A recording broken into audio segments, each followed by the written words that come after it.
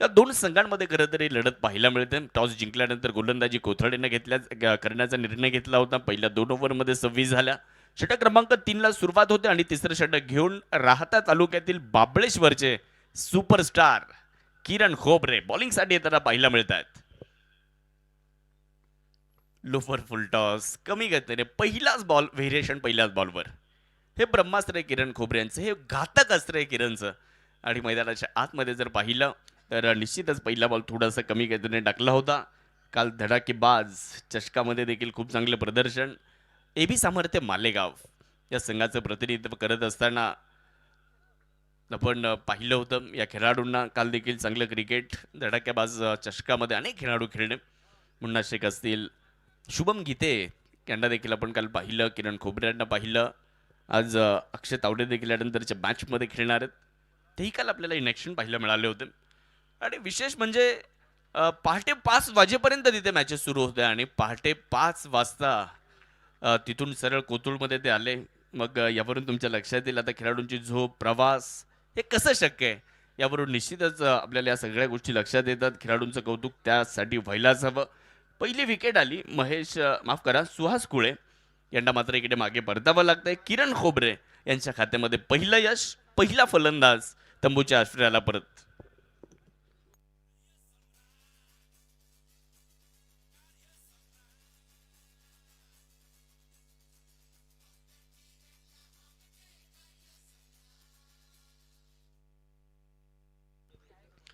नवीन फलंदाज बाबळेश्वरचे अजून एक सुपरस्टार म्हणजेच अमोल दुबे पाटील आता बॅटिंगसाठी मैदानाच्या आतमध्ये दाखल होताना आपल्याला बघायला मिळत आहेत. समोर गोलंदाजीसाठी देखील बाबळेश्वरचे त्यांचे अगदी जवळचे मित्र, त्यांच्याच गावातील खेळाडू म्हणजेच किरण खोबरे एकमेकांच्या विरुद्ध. मागच्या वर्षी मला वाटतं हे दोन खेळाडू एकाच टीममध्ये होते आणि मला वाटतं भैरवनाथ 11 मध्येच होते वाटतं. अंबोळच्या टीममध्ये होते. आज एकमेकांच्या विरुद्ध किरण तयार होत आहेत. यावेळेस कमी गतीने टाकला, पहिल्याच बॉलवर फसवला बॉल दुबे यांना.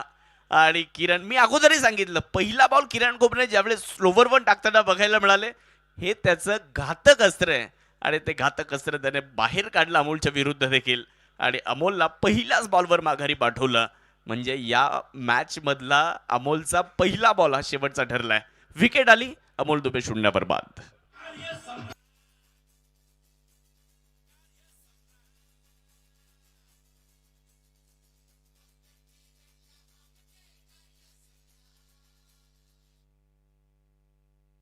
तर मित्रांनो, पहिल्याच बॉलवर विकेट येत असताना आपल्याला बघायला मिळाली. अमोल दुबे शून्यावर बाजून परतताना आपल्याला पाहायला मिळालेले आहेत. नवीन फलंदाज फलंदाजी करण्याकरिता मैदानाच्या आतमध्ये दाखल होत आहेत. रवी घोईरट आयडॉल आहेत या मैदानावर, सातत्याने खूप चांगलं क्रिकेट रवी घोईरट खेळताना आपल्याला बघायला मिळालेले आहेत. ज्या ज्या वेळेस संघ अडचणीमध्ये सापडला त्या वेळेस संघाला एक चांगल्या दिशेने घेऊन जाण्यासाठी रवी घोईरट या मैदानामध्ये खूप चांगलं क्रिकेट सातत्याने खेळताना आपल्याला पाहायला मिळालेले आहेत. तेच आलेत बॅटिंगला, परंतु समोर आहेत किरण खोबरे ज्या पद्धतीने गोलंदाजी करतायत. किरणने आतापर्यंत चेंडू टाकलेत 4 आणि एकच धाव दिली. 2 विकेट देखील त्याच्या नावावर आहे. चांगली गोलंदाजी ओव्हरमध्ये किरण खोबरे करताना पाहायला मिळत आहेत. आयडॉल आहेत आणि निश्चितच गोलंदाजीमध्ये आपला प्रभाव ते टाकताना पाहायला मिळालेत. बॅटर वेगात फिरवली, परंतु स्लोवर वन यावेळेस देखील एक चांगला बॉल आलाय. आणि इकडे खेळाडूला एकदा आपण चेक करू. निश्चितच पहिल्याच बॉलवर इकडे परतावा लागलं होतं अमोल दुबे यांना या अगोदर. आणि तदनंतर जर बघितलं तर स्लोवर वनचा वापर करण्यात आला होता आणि तिथे फलंदाज मोठा फटका खेळण्याच्या तयारीत होते. आजच सकाळ पेपर वाचण्यात आला त्यामध्ये सुनील गावस्कर यांनी अभिषेक शर्मा यांना एक सल्ला दिला होता. त्यामध्ये सुनील गावस्कर यांनी अभिषेक शर्मा यांना सल्ला असा दिला की अभिषेक शर्माकडे वेगवेगळे फटके खेळण्याची क्षमता आहे आणि सध्या त्याने खेळपट्टीवर वेळ घालवणं गरजेचं आहे. पहिल्या चेंडूवर चौकार किंवा षटकार मारण्याचा त्याने प्रयत्न करू नये. एखादा आक्रमक फटका खेळण्यास ठीक आहे, पण आडव्या बॅटने खेळण्याचा त्याचा जो अट्टहास आहे तो त्याने करू नये. कारण तो शून्यावर मला वाटतं बाद झालाय मागच्या 2-3 सामन्यांमध्ये, 3 सामन्यांमध्ये. आणि त्याला हा सल्ला निश्चितच सुनील गावस्कर यांनी दिला. वीरेंद्र सेहवाग यांची स्टाईल आपल्याला बघायला मिळायची. पहिल्याच बॉलवर आक्रमण करण्याचा त्यांचा प्रयत्न राहायचा. आणि तशा स्टाईलमध्ये बॅटिंग करण्यासाठी ओळखले जातात अभिषेक शर्मा. आणि एकेरी धावा काढत त्यांना श्रीगणेश करावा लागणार आहे. काल एक खेळाडू आपल्याला पाहायला मिळाले इथे, अशोक येडे. पहिल्या 2 मॅचमध्ये शून्यावर बाद झाले, परंतु तिसऱ्या मॅचमध्ये त्याने हलक्या हाताने एक सिंगल घेतली आणि धावेंचा श्रीगणेशा केला. तिसऱ्या मॅचमध्ये त्याने एक धाव घेतल्यानंतर मग चांगली बॅटिंग केली. अगोदर तुम्हाला श्रीगणेशा करावा लागेल की प्रत्येक फलंदाजाला सुरुवातीला एका धावेची गरज असते, त्यामुळे अभिषेक शर्मा याने देखील सुरुवातीला एक धाव घ्यायला हवी असा त्यांचा सल्ला होता. अशा परिस्थितीत 4 निर्धाव चेंडू खेळले तरी चालतील. जाऊयात मॅचच्या दिशेने परत एकदा. रवी गोहिरट यांना आपल्याला स्ट्रायकर एंडवर निश्चितच ते पाहायला मिळत आहेत. बॉलिंगसाठी किरण खोबरे. षटक क्रमांक आपल्याला पाहायला मिळतंय ते सुरू आहे तिसऱ्या क्रमांकाचं. परत एकदा स्लोवर वन. यावेळेस देखील किरण खोबरे यांनी या ठिकाणी विकेट टेकिंग डिलिव्हरीचा वापर केला. 3 ओव्हरचा खेळ संपतोय. किरणसाठी एकदा जोरदार टाळ्या झाल्या पाहिजेत. या ओव्हरमध्ये फक्त 1 धाव आणि 2 विकेट. जबरदस्त कामगिरी आज किरण खोबरे या मॅचमध्ये करताना पाहायला मिळालेले आहे. 3 ओव्हरचा खेळ संपतोय आणि 3 ओव्हर नंतर धावफलकावर धावसंख्या आपल्याला पाहायला मिळणार आहे 27 धावा 2 खेळाडू माघारी परतल्यानंतर.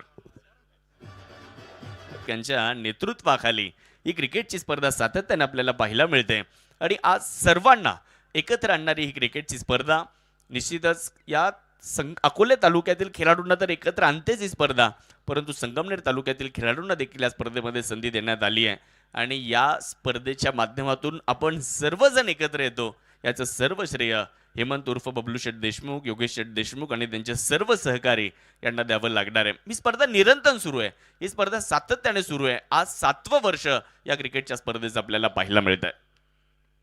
पायमवर टाकलाय, वेगात टाकलाय आणि काल धडाकेबाजला असाच बॉल टाकला होता आणि तो 70-70च्या पेजवरून भरपूर व्हायरलही झाला होता आणि किरण खोबरेने इथे तसाच बॉल टाकला आणि फलंदाजाला माघारी पाठवलं. विकेट आली पहिल्याच बॉलवर. रवी गोहिरट यांना किरणने या ओव्हरमध्ये माघारी पाठवलंय. हा तिसरा धक्का फलंदाजी करणारा संघाला.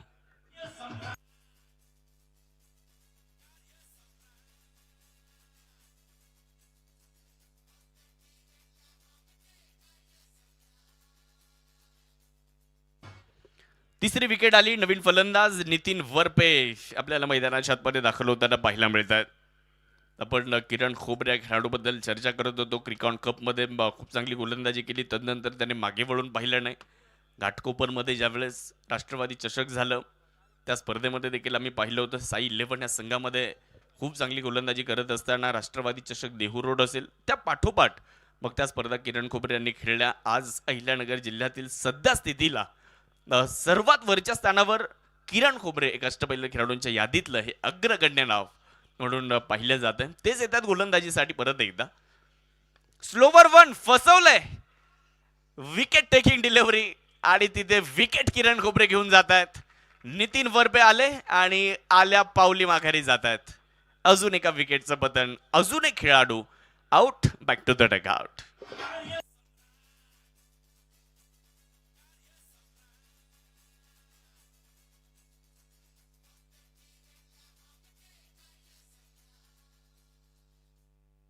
तर मित्रांनो इकडे नितीन वरपे माघारी परतल्यानंतर फलंदाज नवीन येत आहेत मैदानात. बघूयात आता कुणाला आमंत्रित करण्यात आलेलं आहे, कोण येत आहे बॅटिंगला.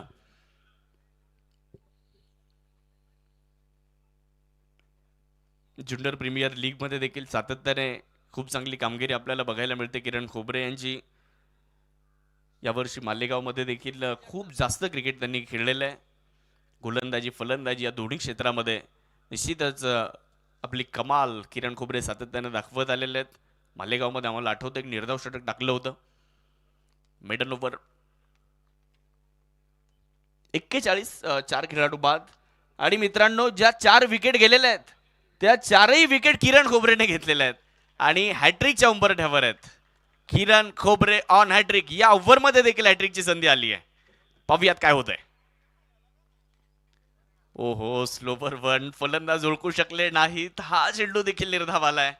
जबरदस्त गोलंदाजी या मैदानावर. काल आपण एका खेळाडूला पाहिलं सिबान शेख यांना, आणि सिबान शेख यांच्या नावावर एक विक्रम आहे या कोथरूडमध्ये. स्पेल पूर्ण डॉट टाकलेले आहे त्यांनी. 12चे 12 बॉल त्यांनी डॉट टाकलेले आहेत. किरण खोबरे यांनी 9 बॉल टाकलेत आतापर्यंत. फक्त एक धाव दिली आणि 4 विकेट. जबरदस्त जबरदस्त अफलातून कामगिरी किरण खोबरे गोलंदाजीमध्ये करतायत.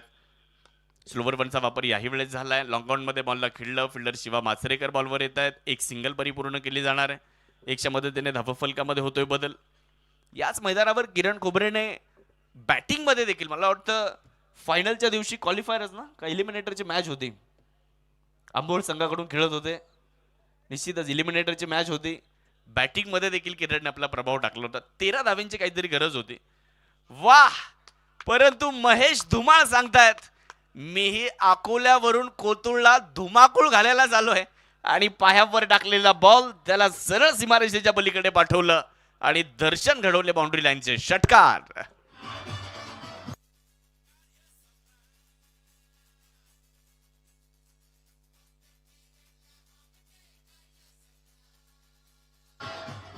यावर्षी राजूर प्रीमियर लीग मध्ये महेश धुमाळ चांगली बॅटिंग करताना पाहायला मिळाले होते आणि आज देखील सलामीला आलेले आहेत. एका बाजूने किल्ला लढवत आहेत, एका बाजूने विकेट जात आहेत लागोपाठच्या, परंतु दुसऱ्या बाजूला महेश धुमाळ संघाचा किल्ला मात्र या ठिकाणी लढवत आहेत. खूप दूरवर हा बॉल खेळलेला आहे. 6 धावा तिकडे प्राप्त करण्यात आल्या. 6 धाव्यांच्या मदतीने धावसंख्या 48 वर जाऊन पोहोचली आहे. 5व्या ओव्हरचा खेळ सुरू आहे. आपल्या अकोले तालुक्याचे कार्यसम्राट आमदार मागच्या काही वर्षांपासून अकोले तालुक्यांचा चेहरा मोहरा ज्यांनी बदलवला. अकोले तालुक्यामध्ये MIDCला मंजुरी ज्यांच्या माध्यमातून आली.